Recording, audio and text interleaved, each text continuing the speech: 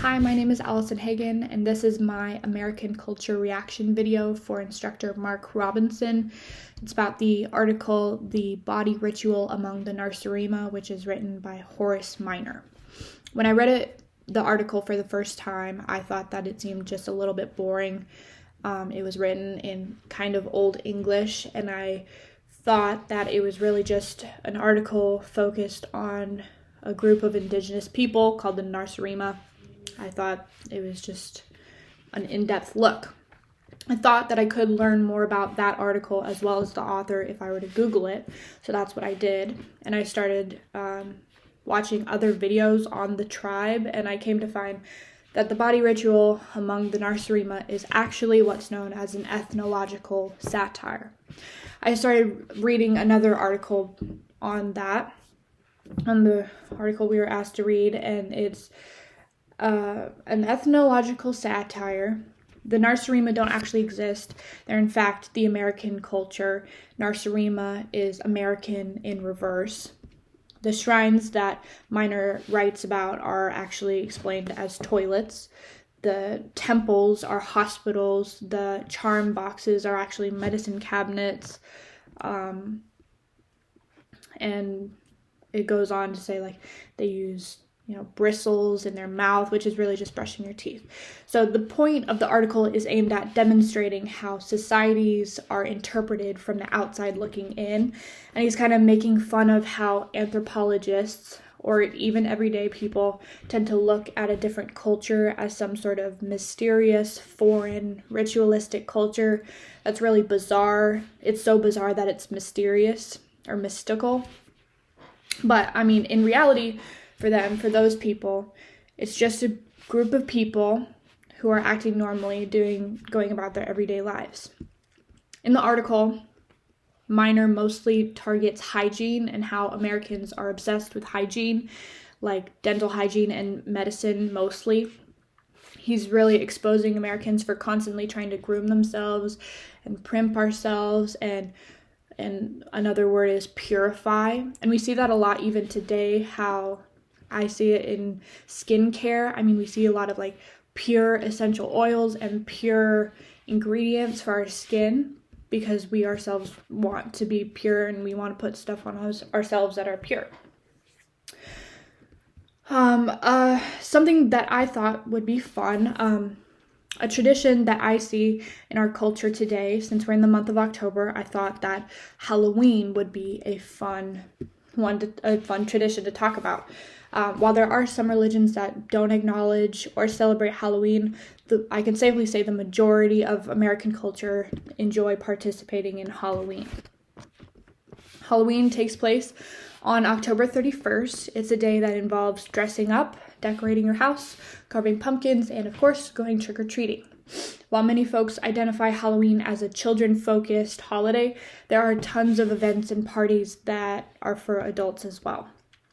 As a personal example, in Alaska, where I'm from, we have the Frightening 4K, which is a run every year that the community participates in, and we run a track downtown around buildings. It's only about 3 miles, and of course it's freezing outside, so every mile we hit, there's people standing on the side that throw us candy. So it's a fun way to dress up. Everyone wears costumes and we run.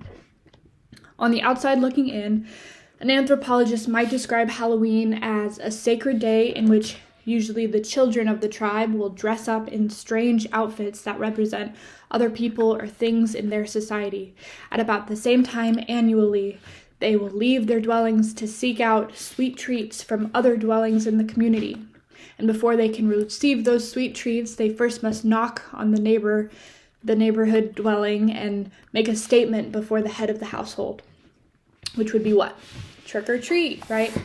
So you can kind of see, if we were to talk about it in a different way, it would seem really mystical. I think Halloween has evolved the most out of any holiday that I can think of. Halloween has claimed, like a lot of people have claimed, that Halloween has a bunch of different origins. But the main one that most historians can agree on is that Halloween started as a day to honor the dead, which is very similar to the Day of the Dead in Mexican culture. What I've found is in 1000 AD, the Catholic Church dedicated November 2nd as All Saints' Day in honor of the dead. And this day was celebrated with dressing up in costumes like saints. They would dress up as saints. They'd have parades and bonfires and dance. And All Saints' Day was also referred to as All Hallows.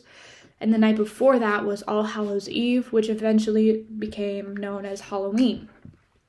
And in the 1900s, even a little bit later, Halloween started to become more about trick-or-treating and costumes instead of a religious holiday that focused on celebrating lives.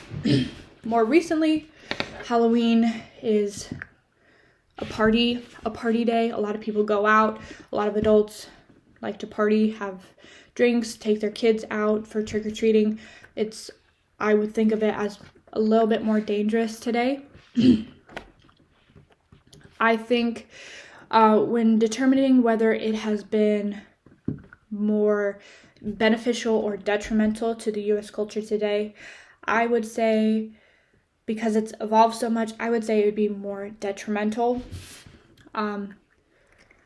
Personally, I think a day celebrating the dead would be more meaningful than a day about free candy.